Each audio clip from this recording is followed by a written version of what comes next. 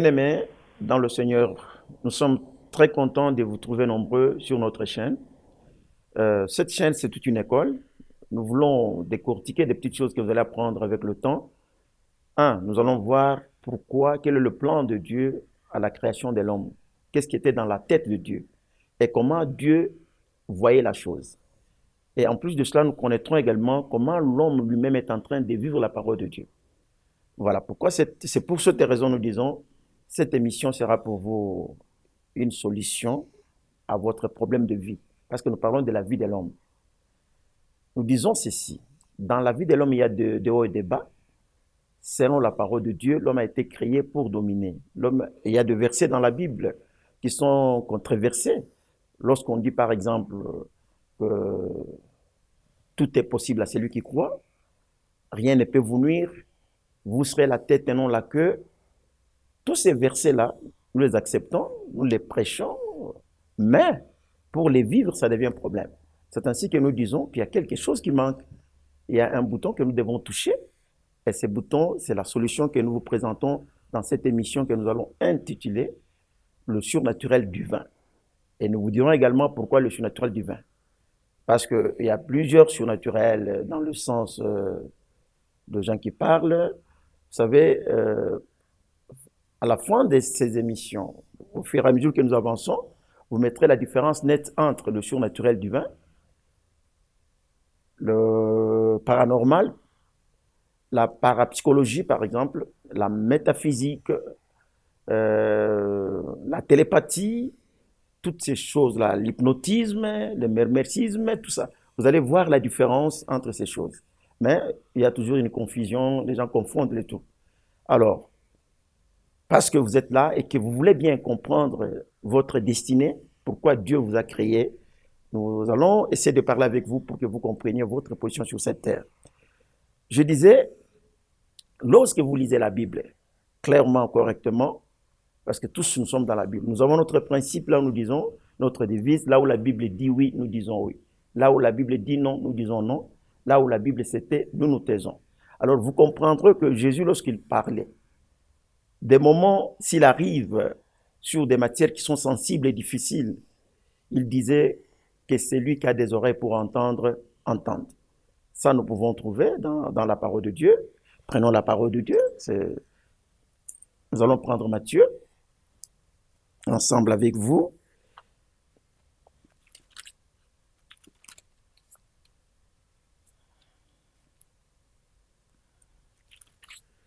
Lorsque nous prenons Matthieu, le chapitre 13,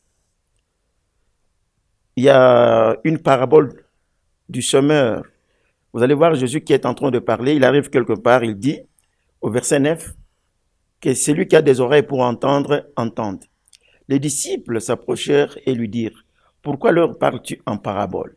Jésus leur répondit, parce qu'il vous a été donné de connaître les mystères du royaume des cieux et que cela ne leur a pas été donné. Écoutez, bien-aimés dans le Seigneur, parce que vous savez, il y a des confusions, il y a des gens qui disent, qui parlent, tout ça. Dans les choses de Dieu, lorsqu'on parle de mystère, c'est vraiment fondé. Ça, c'est Jésus lui-même. Il dit, il fait une certaine catégorisation des choses. Il dit, à vous, il vous a été donné de connaître les mystères du royaume. C'est qu'aux autres, cela n'a pas été donné.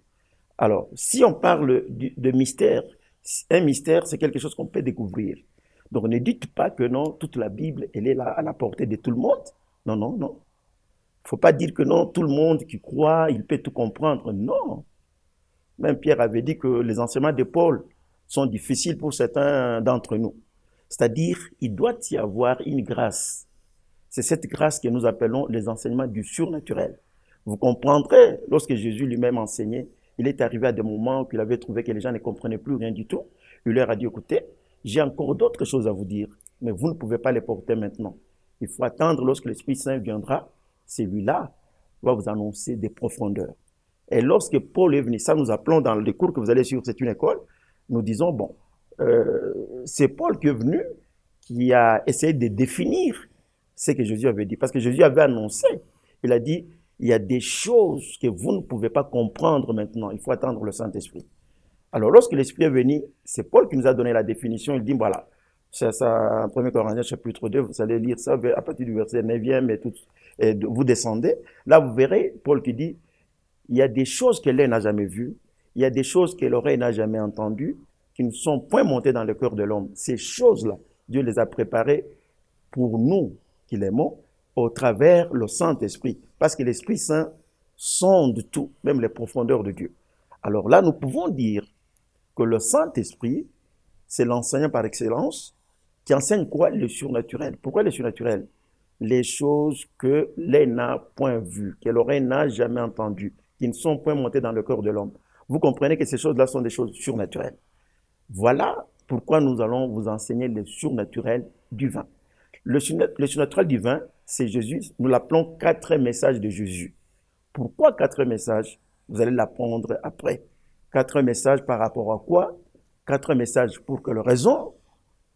Alors, je voudrais seulement vous dire que dans cette émission, nous ne voulons pas fabriquer des acclameurs, des fanatiques. Non. Sur cette chaîne, nous voulons les gens qui réfléchissent. Nous allons réfléchir ensemble. Vous comprendrez que l'homme moderne n'est pas plus avancé que celui du temps contemporain, c'est-à-dire de l'Antiquité, dans les choses de Dieu. Parce qu'il faut une révélation. La révélation est que nous devons comprendre comment Dieu voit l'homme. En créant l'homme, quelles sont les promesses que Dieu avait données? Il a dit que tout ce qu'il a créé est sous nos pieds. Mais pourquoi nous ne vivons pas ces choses? C'est parce que nous n'avons pas pénétré le surnaturel. Je dis bien le surnaturel du vin. Nous ne voulons pas confondre ça avec le paranormal, comme je le disais. Tout ça, nous allons vous apprendre. Et encore, pour y arriver, ce n'est pas par une baguette magique, non, non. Vous savez que dans le monde, il y a des gens qui sont nés grands, dans la providence de Dieu lui-même. Il y en a ceux qui le deviennent parce qu'ils vivent avec ceux qui sont grands. Voilà. Il y a ce qu'on appelle les transferts de la connaissance et même du pouvoir. Ici, vous qui suivez, vous allez vivre grand, vous allez réfléchir grand, parce que vous êtes en train d'apprendre, vous allez apprendre ce qu'on vous dit ici. Le surnaturel du vin, si nous voulons les lire, parce que je vous dis bien que c'est une introduction, alors vous prendrez tout votre temps, bien aimé dans le Seigneur, de nous suivre. Vous allez voir quelque part dans nos petits dépliants que nous avons dit, votre esprit est un pouvoir, votre pensée est une force, et votre volonté est un déclencheur du miracle. Donc vous allez voir pourquoi nous disons ces choses. L'homme est créé vraiment pour dominer. L'homme est créé pour vivre, pour refléter la grandeur de Dieu. Mais ce qui nous manque, c'est ça. L'enseignement du surnaturel qui doit être original, qui doit être un enseignement bien cultivé, bien fouillé, avec la révélation, surtout sous les soubassements du Saint-Esprit. Parce que celui qui parle du surnaturel doit comprendre qu'il n'y a pas de surnaturel sans l'Esprit de Dieu, l'Esprit Saint. Et l'Esprit Saint, ça vient de l'Éternel. Voilà pourquoi nous disons, lorsque vous allez apprendre avec nous que votre esprit est un pouvoir, vous comprendrez facilement que l'homme a créé, Dieu a créé l'homme de la façon que sa tête, sa pensée puisse être une force. Il dit, l'homme, il est ce qu'il pense, il est ce qu'il mange. Donc on doit travailler sur ça. La philosophie peut vous dire autre chose, les sociologues vous diront autre chose, mais nous vous dirons que vous êtes créés pour dominer. Vous avez toute la chance, vous avez tout le temps de suivre cette chaîne pour comprendre comment nous sommes en train de définir le surnaturel. Nous la différencions avec d'autres cours qui sont dans le monde.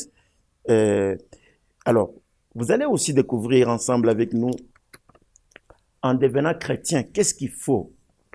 Parce que dès que quelqu'un est chrétien, il y a des préalables. Il n'y a personne qui est né chrétien. Non, non. On les devient en croyant en Jésus-Christ.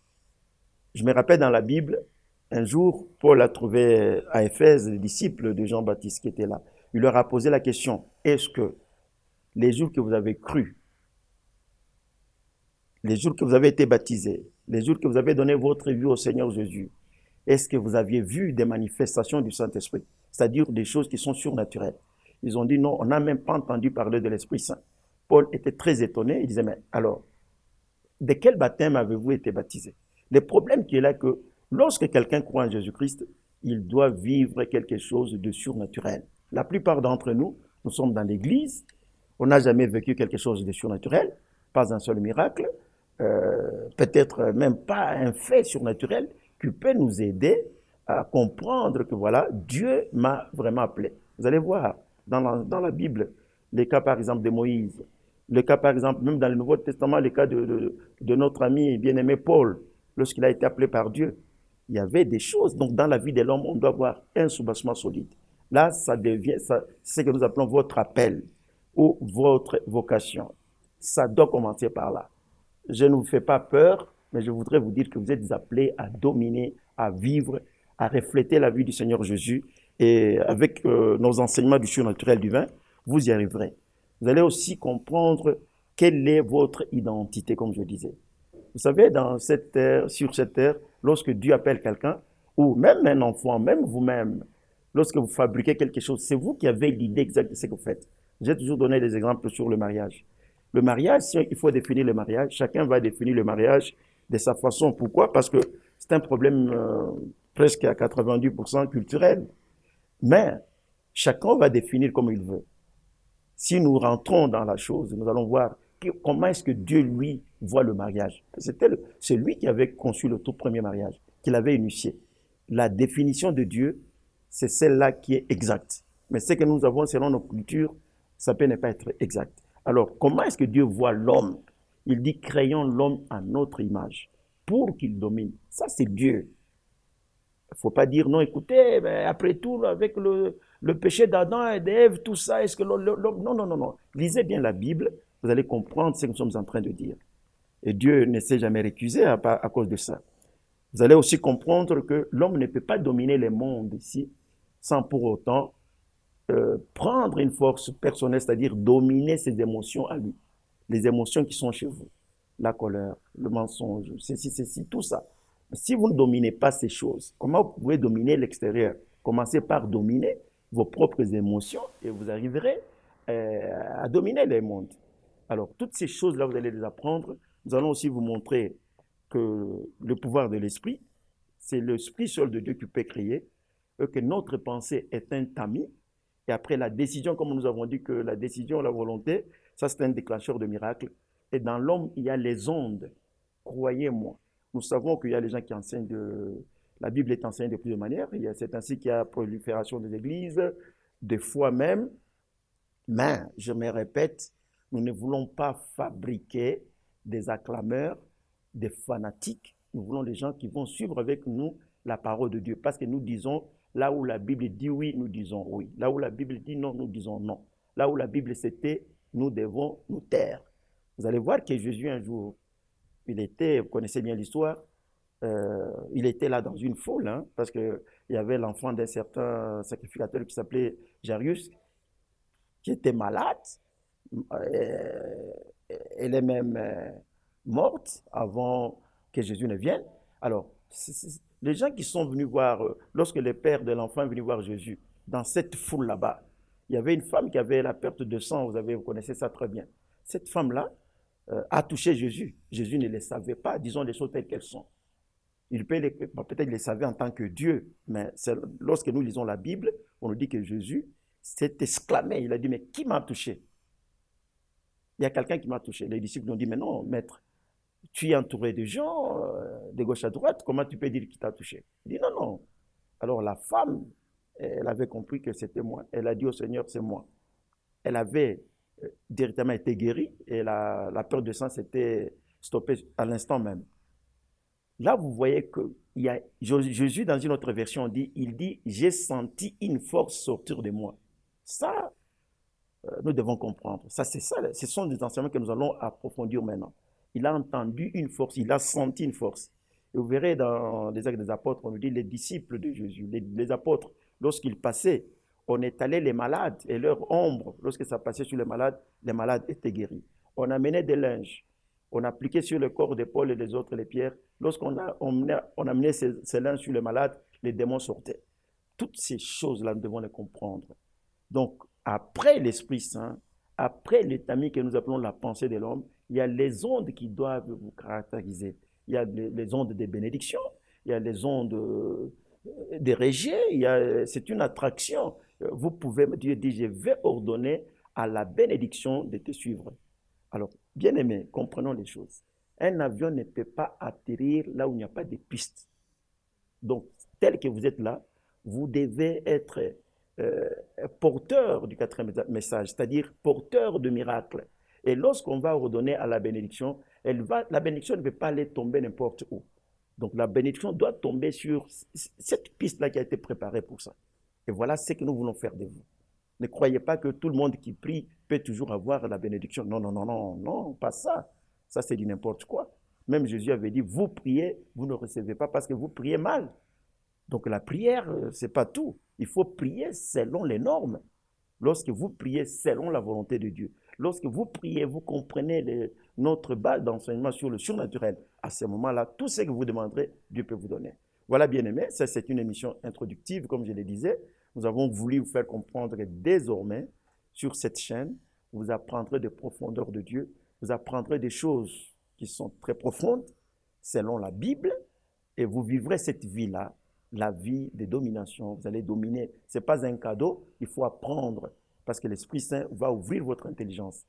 Et vous deviendrez ce que Jésus disait, rien n'est impossible à celui qui croit. Voilà, nous sommes là. Nous vous disons merci, parce que vous avez suivi cette petite introduction. Et prochainement, vous aurez maintenant des leçons, par exemple, les principes du surnaturel. C'est quoi quel principe pour vivre le surnaturel? Quel principe pour dominer?